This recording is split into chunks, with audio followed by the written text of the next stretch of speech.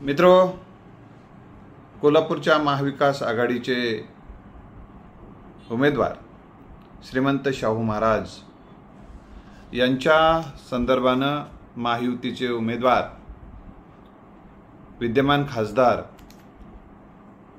संजय मंडलिक साहेबांनी एक वक्तव्य केले की हे शाहू महाराज थेट वारसदार आहेत का हे त्यांनी सिद्ध करावं, आणि ते आहेत का त्यांनी सिद्ध केले तर मग मी मात्र माफी मागतो, अशा पद्धतीचं स्टेटमेंट केलेलं आहे. मित्रो, कोल्हापूरच्या संदर्भानं हे प्रतिकूल विधान आहे अशी जनतेची भावना आहे. कारण वारसदार हे विचाराचे वारसदार असतात, दत्तक वारसदार असतात आणि थेट रक्ताचे वारसदार असतात. आता थेट रक्ताचे वारसदाराच्या संदर्भानं आणि विचाराच्या वारसदाराच्या संदर्भानं आणि दत्तक वारसदाराच्या संदर्भानं आपल्याला समजून घ्यावं लागेल. तर मित्र, जेव्हा एखाद्या घराण्यामध्ये त्या घराण्यामध्ये मूल नसते तेव्हा ते इतर कुणातरी घराण्यातलं आपल्या विचारधारेला अनुकूल अशा घराण्यातला एक मुलगा दत्तक घेण्याची परंपरा आहे, आणि या दत्तक परंपरेला जनमानसाची मान्यता आहे. आणि ही मान्यता ज्या गादीला पूर्वीचा जी आदर असतो तसाच आदर त्या गादीवर बसणाऱ्यालाही दिला जातो. की जसं कोणत्याही मठांचे जे मठाधीश असतात तिथं देखील असेच वारसदार येत असतात त्या पूर्वीच्या गादीच्या, आणि त्या गादीवर जो कोणी बसेल त्याच्याविषयीची पवित्र भावना, त्याच्याविषयीची श्रद्धा जनमानसामध्ये कायम राहते. तशीच जनमानसाची माणसाविषयी ह्या छत्रपती शाहू महाराजांच्या विषयीची या ठिकाणी या घराण्याविषयीची धारणा आहे. छत्रपती शाहू महाराज देखील दत्तक म्हणूनच आलेले होते. दत्तक येणं याच्याविषयीचा प्रश्न विचारणं म्हणजे दत्तक हे अतिशय चुकीचं आहे अशी जनमानसाची भावना आहे. त्यामुळं आत्ताचे जे श्रीमंत शाहू महाराज आहेत त्यांच्याबद्दलचा असा तुम्ही पुरावे द्या असं म्हणणं. आता मला सांगा, आपण जर असे पुरावे मागू लागलो आणि त्या नावानं भेदभाव करू लागलो तर हे संविधानानुसार चुकीचं ठरेल. मी तुम्हाला भारतीय संविधानातलं कलम अनुच्छेद 15 प्रमाणे सांगतो या ठिकाणी. म्हणजे ते काय अनुच्छेद, कारण हे सगळं संविधानिक बोलावं लागतं, हे संविधान आहे माझ्याकडे.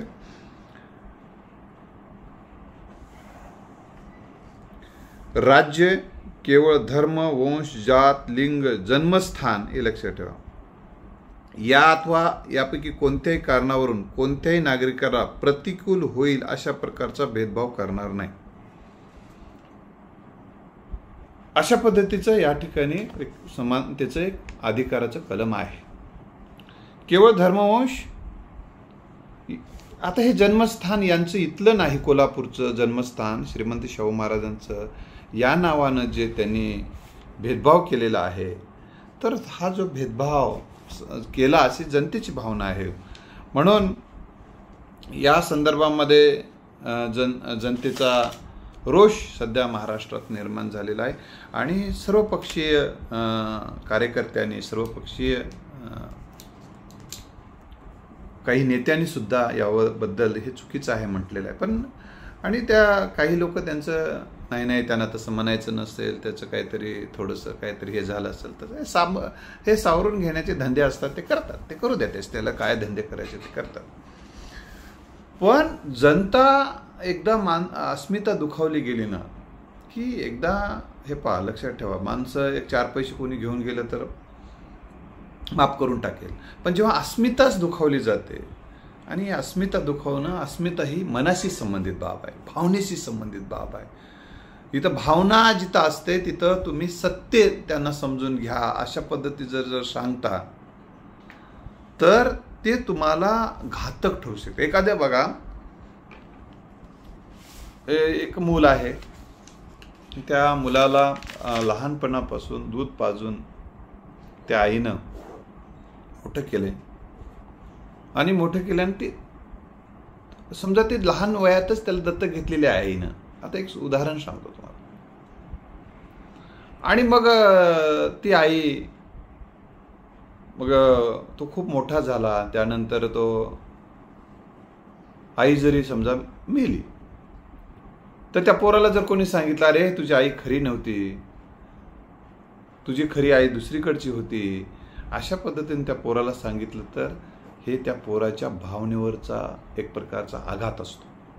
त्यामुळं तो आई म्हणून मानलेला आहे. तसं श्रीमंत शाहू महाराजांनी आत्ताच्या शाहू गादी घराण्याला आपलं घर मानलेलं आहे, आपला बाप मानलेला आहे. हेच घर आपलं आई मानलेलं आहे. आई आणि बाप मानलेल्या घराला तुम्ही हे इथले नाहीत असं म्हणणं हे लोकांना आवडत नाही, हे लक्षात ठेवा. आणि तुम्हाला सांगतो छत्रपती शाहू महाराजांनी जो एक पुरोगामी विचार या महाराष्ट्राला दिला, रंजल्या गांजलेल्याच्या बाजूला जे छत्रपती शाहू महाराज उभे राहिले, यामुळे लोक माणसामध्ये शाहू महाराजांच्या व्यक्तिमत्वाविषयी प्रचंड आदर आहे. जसं महामानव डॉक्टर बाबासाहेबांविषयी आदर आहे, छत्रपती शिवाजी महाराजांविषयी आदर आहे, तसाच छत्रपती शाहू महाराजांविषयी आदर आहे.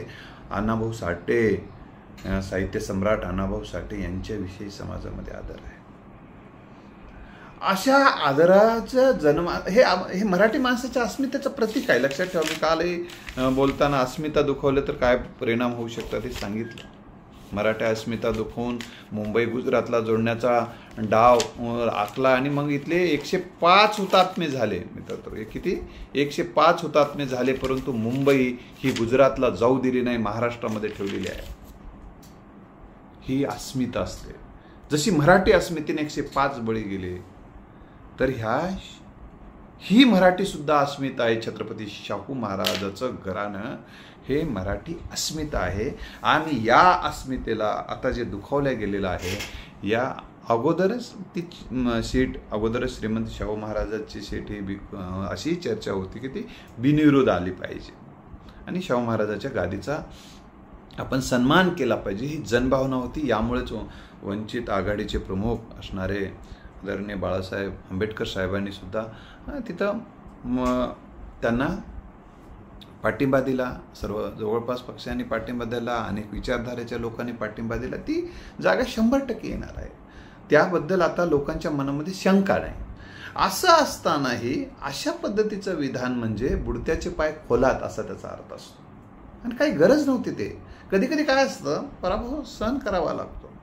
भाजपाने 2 खासदारापासून ते आतापर्यंत 400 पारपर्यंतचं स्वप्न पाहत आहेत. हे त्यांनी संयमानं आतापर्यंत आले ना, संयमानच येत आले ना. तुम्ही संयमानं जितकं संयमानं घ्याल, समाजाला सन्मान द्याल, विकासाचे प्रश्न मांडत राहाल, तेव्हा जनता हळूहळू तुमच्यासोबत येत राहते.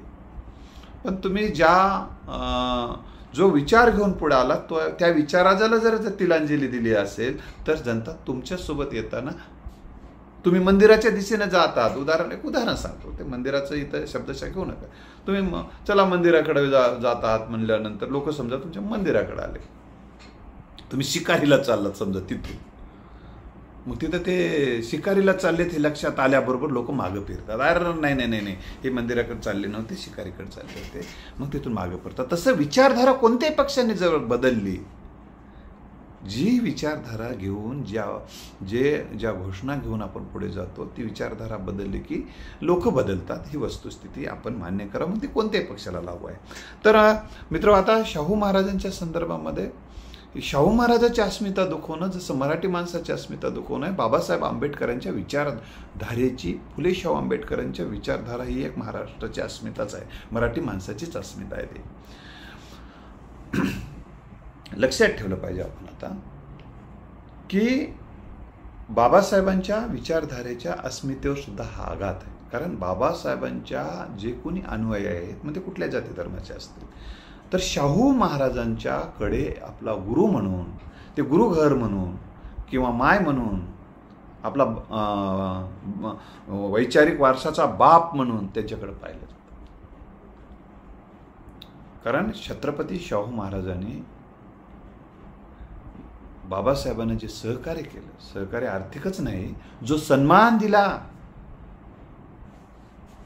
तो सन्मान मित्रहो आंबेडकरी जनता कधीच विसरत नाही. आंबेडकरी जनता काही एक दोन सोडून द्या, आंबेडकरी जनता, बहुतांश आंबेडकरी जनता बाबासाहेबांना ज्यांनी सहकार्य केलं, बाबासाहेबांच्या विचारधारेसोबत जे जगतात, त्यांच्यासोबत ही उभी राहते, ठाम उभी राहते. ही वस्तुस्थिती आहे.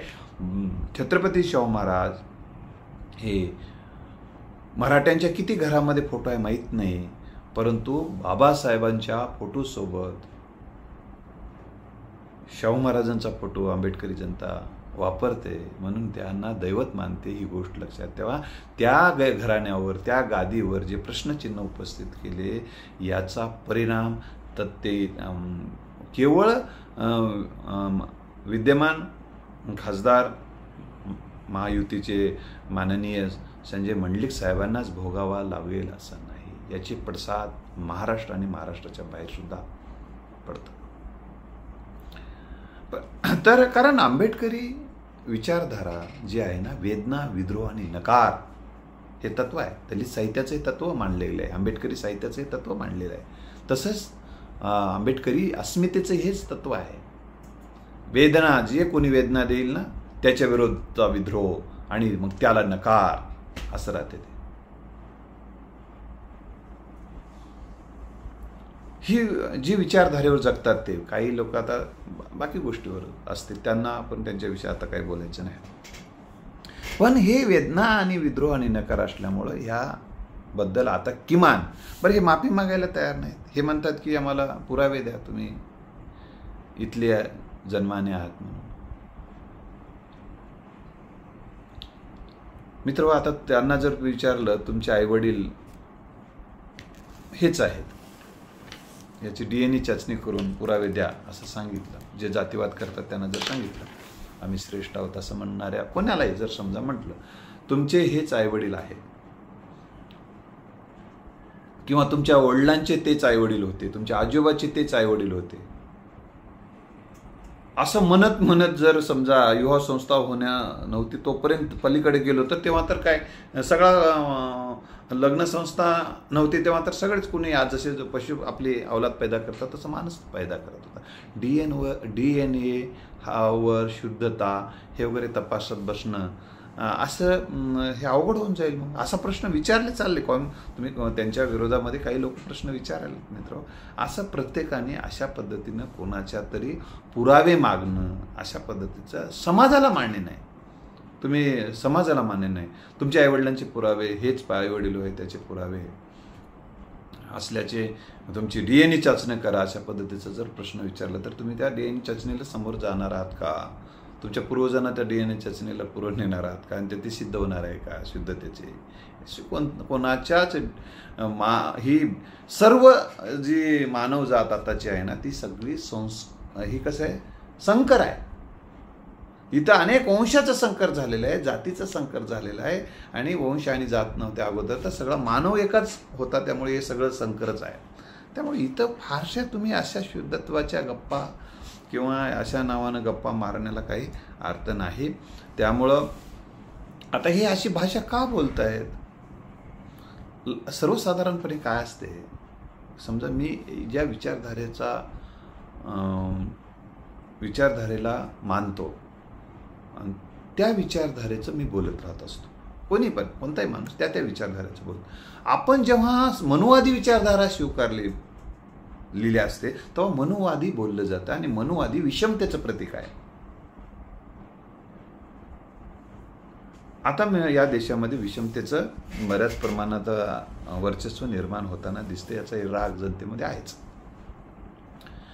तर मित्र, हे तुम्हाला या गोष्टीचं मी एक गोष्ट सांगणार आहे की शाहू महाराजांना यापूर्वीसुद्धा जेव्हा त्यांना तुच्छ लेखण्यात आलं, ते क्षत्रिय नाहीत, ते शूद्रवर्णीय आहेत म्हणून त्यांना वेदाचे मंत्र न म्हणता पुराणाचे मंत्र म्हणण्याचं काम तत्कालीन त्यांचा जो पोट भरण्यासाठी जो त्यांच्याकडे होता तो भट, त्या भटाने महाराजांना शूद्र लेखलेलं होतं.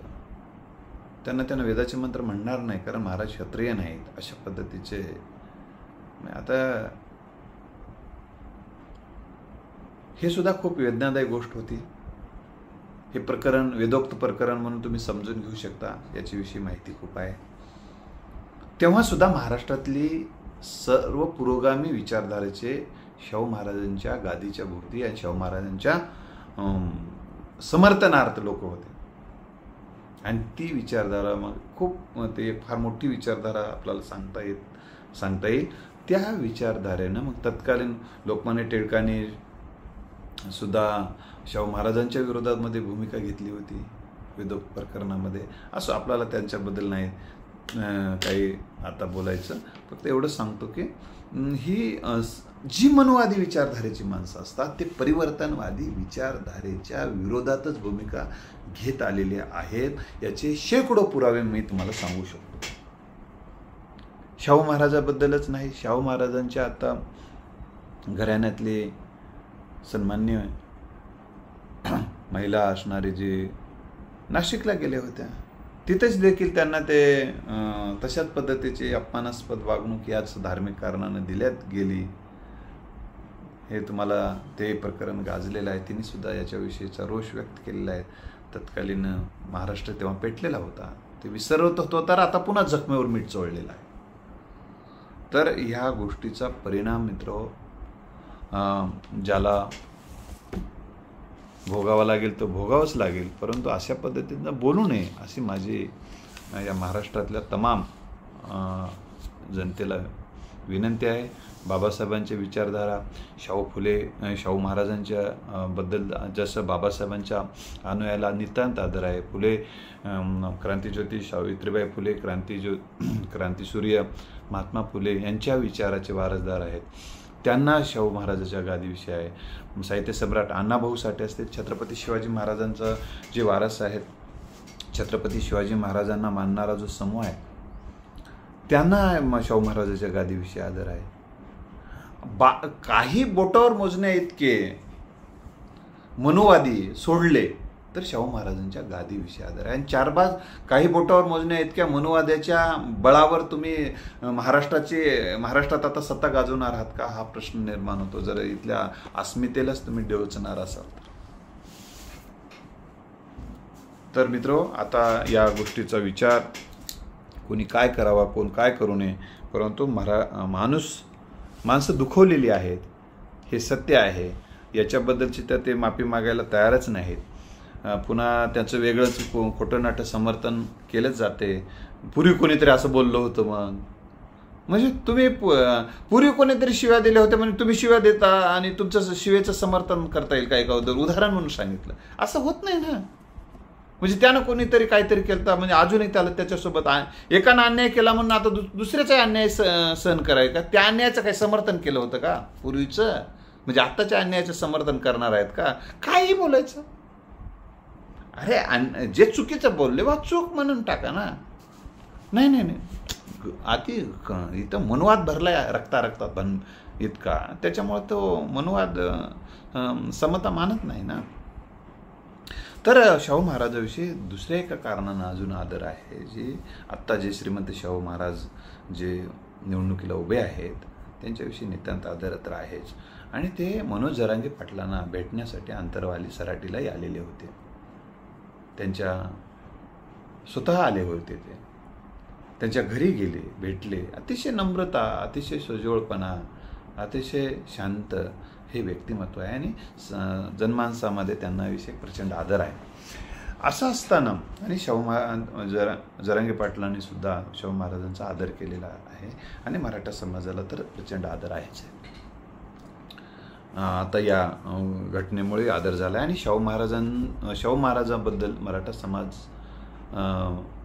आता समजायला लागले समाजाला की बाबा शाहू महाराज हे आपले आहेत. शाहू महाराजांचं ह्या देशावर, राष्ट्रावर, या आपल्या महाराष्ट्रावर उपकार आहेत. या घराण्याचा अभिमान आता मराठा समाजात मोठ्या प्रमाणात निर्माण झाले आहे. मराठा सेवा संघाच्या माध्यमातून शाहू महाराजांचं चरित्र घराघरापर्यंत पोहोचण्याचे प्रयत्न होत आहेत. त्यामुळे या घराण्याविषयीचा आदर द्विगुणित होत आहे. काही काळ असा होता की शाहू महाराजांना बद्दलचे एक आपले आहेतच की नाही अशा पद्धतीने मराठी मानायचे आणि बाबासाहेबांची विचारधारेची माणसं मानतायत म्हणून काही लोकांच्या मनात जे जाती विष होतं ते आता कमी होत आहे. त्यामुळं आता शाहू महाराजांच्या बद्दलचा आदर प्रचंड आहे. तर मी तुम्हाला हे सांगत होतो की जरांगे पाटलांना भेटायला आल्यामुळे सुद्धा आंदोलक मराठा जे आहेत आता आरक्षणाच्या मागणीसाठी त्यांच्याही भावना प्रचंड दुखावल्या आणि ते सुद्धा या गोष्टीचा निषेध व्यक्त करत आहे. तर ह्या सगळ्या गोष्टीबद्दल आपण हे लक्षात घेतलं पाहिजे की यानंतर सर्वांना मी तुम्हाला सांगेल की असं कोणाचा तरी जाती भावना दुखवतील अशा पद्धतीचं वक्तव्य करू नये. हा मनोवाद गाडला पाहिजे. डॉक्टर बाबासाहेब आंबेडकरांनी हा मनुस्मृतीचं दहन करून तो गाडण्याचा विचार या समाजाला दिलेलाच आहे. परंतु आता काही जण सत्तेच्या मोहापोटी मनुवाद्याचं समर्थन करत असतील. आता ठीक आहे, परंतु ते समर्थन जनतेला मान्य नाही. याचा परिणाम तुम्हाला अशा सनातनी विचारधारेला यावेळेस तर भोगावे लागेल अशी सध्या तरी लोकमत आहे, जनमत आहे. या जनमताचा आदर करून तुम्ही शाहू महाराजांची माफी मागावी. माफी मागून प्रश्न मिटत नाही, जखम मिटत नाही, परंतु थोडीशी वेदना कमी व्हायला मदत होते. ह्या वेदनेबद्दल आता देशाचे सन्माननीय पंतप्रधान येणार आहेत महाराष्ट्रामध्ये. त्यावेळेस ते काय बोलतील हेही बघावं लागेल आणि या सगळ्या गोष्टीचा मग हे प्रकरण किती शांत होईल त्यावर महाराष्ट्राची जनता याला माफ करणार आहे की नाही ठरेल. धन्यवाद.